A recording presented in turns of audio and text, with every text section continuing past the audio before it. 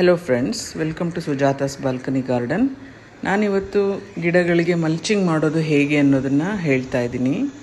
Summer ಶುರುವಾಗ್ತಾ ಇರೋದ್ರಿಂದ ಗಿಡಗಳಿಗೆ ಒಂದಲ್ಲ ಒಂದು ರೀತಿ ಪ್ರೊಟೆಕ್ಷನ್ ಬೇಕಾಗುತ್ತೆ.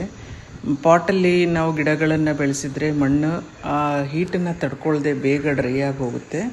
ಸೊ ಇದಕ್ಕೆ ನಾವು ಮಾಡೋ ಒಂದು ರೆಮಿಡಿ ಅಂತ ಅಂದರೆ ಮಲ್ಚಿಂಗ್ ಮಾಡೋದು. ಮಲ್ಚಿಂಗ್ನ ಸಾಕಷ್ಟು ರೀತಿಯಲ್ಲಿ ನಾವು ಮಾಡ್ಕೋತೀವಿ. ಕೆಲವರು ವುಡ್ ಪೀಸ್ಗಳನ್ನ ಯೂಸ್ ಮಾಡ್ತಾರೆ, ಡ್ರೈ ಲೀವ್ಸ್ನ ಯೂಸ್ ಮಾಡ್ತಾರೆ, ಇನ್ನು ಕೆಲವರು ಕೋಕೋನಟ್ ಹಸ್ಕ್ನ ಯೂಸ್ ಮಾಡ್ತಾರೆ, ಮತ್ತು ಸ್ಟೋನ್ಸ್ ಬರುತ್ತೆ ಅದಕ್ಕೆ ಅಂತಲೇ ಆ ಥರದ್ದು ಯೂಸ್ ಮಾಡ್ತಾರೆ. ನಾವು ಈಸಿಯಾಗಿ ನಮಗೆ ಬೇಕಾದ ರೀತಿಲಿ ಏನು ದುಡ್ಡು ಖರ್ಚಿಲ್ಲದೆ ಮಾಡ್ಕೋತೀವಿ ಅಂತ ಅಂದರೆ ಅದಕ್ಕೂ ಸಾಕಷ್ಟು ಮೆಥಡ್ಗಳಿದೆ. ನೋಡಿ, ಇವಾಗ ಸಮ್ಮರ್ ಬರ್ತಾಯಿದ್ರೂ ನನ್ನ ಗಿಡದಲ್ಲಿ ತುಂಬ ಹೂಗಳು ಬಿಡ್ತಾ ಇದೆ. ಪ್ರೋನಿಂಗ್ ಮಾಡೋದಕ್ಕೆ ಆಗ್ತಾನೇ ಇಲ್ಲ.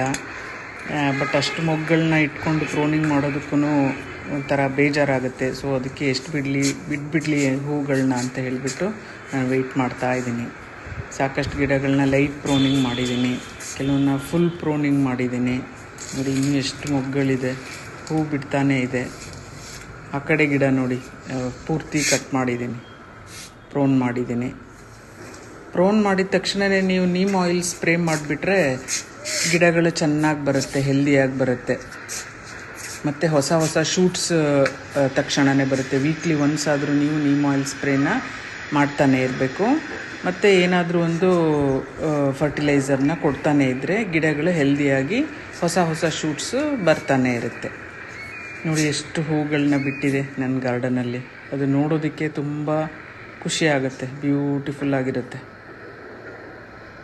ಇಂಥ ದಿವಸ ನಾನು ಯೂಟ್ಯೂಬ್ ಶುರು ಮಾಡಿದಾಗಿಂದನೂ ಇಂಥ ದಿವಸ ಹೂವಿಲ್ಲ ಅನ್ನೋ ಹಾಗೆ ಇಲ್ಲ.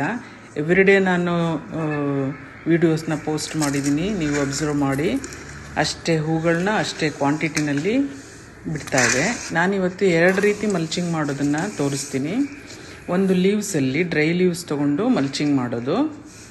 ಇದು ಹೇಗೆ ಅಂತ ಅಂದರೆ, ನಾವು ಒಳ್ಳೆ ಲೀವ್ಸ್ನೇ ತೊಗೋಬೇಕು, ರೋಗ ಬಂದಿರೋ ಲೀವ್ಸ್ಗಳನ್ನ ತೊಗೋಬಾರ್ದು. ಯಾಕೆ ಅಂದರೆ ಈ ಪಾಟ್ಗೂ ಅದು ರೋಗ ಹತ್ಕೊಳ್ಳೋ ಚಾನ್ಸಸ್ ಇರುತ್ತೆ. ಅದಕ್ಕೆ ನೋಡ್ಕೊಂಡ್ಬಿಟ್ಟು ಒಳ್ಳೆ ಲೀವ್ಸನ್ನೇ ತೊಗೊಳ್ಬೇಕು. ಹೀಗೆ ನೋಡಿ, ಈ ಲೀವ್ಸನ್ನು ಗಿಡದ ಸುತ್ತ ಪಾಟಲ್ಲಿ ಸ್ಪ್ರೆಡ್ ಮಾಡಿದ್ರೆ ಅದು ಡೈರೆಕ್ಟ್ ಸನ್ರೈಸ್ನ ತಡೆಯುತ್ತೆ ಮತ್ತು ತೇವಾಂಶನ ತಡೆದು ಹಿಡ್ಕೊಳ್ಳೋದಕ್ಕೆ ಸ್ವಲ್ಪ ಮಟ್ಟಿಗಾದರೂ ಸಹಾಯ ಆಗುತ್ತೆ. ಹೀಗೆ ಸ್ಪ್ರೆಡ್ ಮಾಡ್ಕೋಬೇಕು. ಇದು ಒಂದು ಟೆಂಪರರಿ ಒಂದು ಇದಷ್ಟೇ ರೆಮಿಡಿ, ಲೀವ್ಸ್ ರೆಮಿಡಿ. ಯಾಕೆಂದರೆ ಇದು 2-3 ಡೇಸ್ಗೆಲ್ಲ ನಾವು ನೀರು ಹಾಕ್ತಾ ಗೊಬ್ಬರ ಆಗಿಬಿಡುತ್ತೆ. ಇನ್ನೊಂದು ರೆಮಿಡಿ ನೋಡಿ, this is the best remedy. I always like coconut husk. ಇದು ನಾವು ತೆಂಗಿನಕಾಯಿ ಸುಲಿದವಾಗ ಅದ್ರ ಸಿಪ್ಪೆ ಬರುತ್ತಲ್ಲ, ಅದನ್ನು ನಾವು ಮಲ್ಚಿಂಗಿಗೆ ಯೂಸ್ ಮಾಡ್ಕೋಬಹುದು. ಯಾಕೆಂದರೆ ಇದು ನೀರನ್ನ ಹೀರ್ಕೊಳ್ಳುತ್ತೆ. ನಾವು ನೀರು ಹಾಕ್ತಾ ಇದು ತೇವಾಂಶನ ಹೀರ್ಕೊಳ್ಳುತ್ತೆ ಮತ್ತು ಹಾಗೆಯೇ ರಿಟೈನ್ ಆಗಿರುತ್ತೆ ಅದರಲ್ಲೇ ತೇವಾಂಶ. ಸೊ ಗಿಡ ಯಾವಾಗಲೂ ತಣ್ಣಗಿರುತ್ತೆ, ಕೂಲಾಗಿರುತ್ತೆ ಗಿಡ. ಸೊ ನಾವು ಆಫ್ಟರ್ ಸಮ್ಮರ್ ನಾವು ಅದನ್ನು ತೆಗೆದು ಹಾಕ್ಬೋದು ನೀಟಾಗಿ. ಬಟ್ ಲೀವ್ಸ್ ಎಲ್ಲ ಡ್ರೈ ಆಗಿ ಗೊಬ್ಬರ ಆಗೋಗುತ್ತೆ. ಇದು ತುಂಬ ಹೆಲ್ಪ್ಫುಲ್ ಕೋಕೋನಟ್ ಹಸ್ಕ್ ಅಂತ ನಾನು ಅಂದ್ಕೊಳ್ತೀನಿ. This is the best method of mulching. ಎಲ್ಲ ಗಿಡಗಳನ್ನೂ ಹೀಗೆ ಕವರ್ ಮಾಡ್ಕೋಬೋದು ನಾವು. ಕೋಕೋನಟ್ ಹಸ್ಕಿಂದ ಕವರ್ ಮಾಡಿಕೊಂಡು ಡೈಲಿ ನೀರು ಹಾಕ್ತಾ ಹೋದರೆ ತಕ್ಕಷ್ಟು ಮಟ್ಟಿಗೆ ನಾವು ಗಿಡಗಳನ್ನ ಕಾಪಾಡ್ಕೋಬೋದು, ಸಮ್ಮರಿಂದ ಕಾಪಾಡ್ಕೋಬಹುದು. ಒಂದು ದಿವಸ ನಾವು ನೀರು ಹಾಕಲಿಲ್ಲ ಅಂದ್ರೂ ಈ ಕೋಕೋನಟ್ ಹಸ್ಕು ವಾಟರ್ನ ಅಬ್ಸಾರ್ಬ್ ಮಾಡ್ಕೊಳ್ಳುತ್ತೆ. ಅಬ್ಸಾರ್ಬ್ ಮಾಡಿಕೊಂಡು ನಾವು ಒಂದಿನ ನೀರು ಹಾಕಲಿಲ್ಲ ಅಂದ್ರೂ ತೇವಾಂಶ ಮಣ್ಣಲ್ಲಿ ಹಾಗೇ ಇರುತ್ತೆ.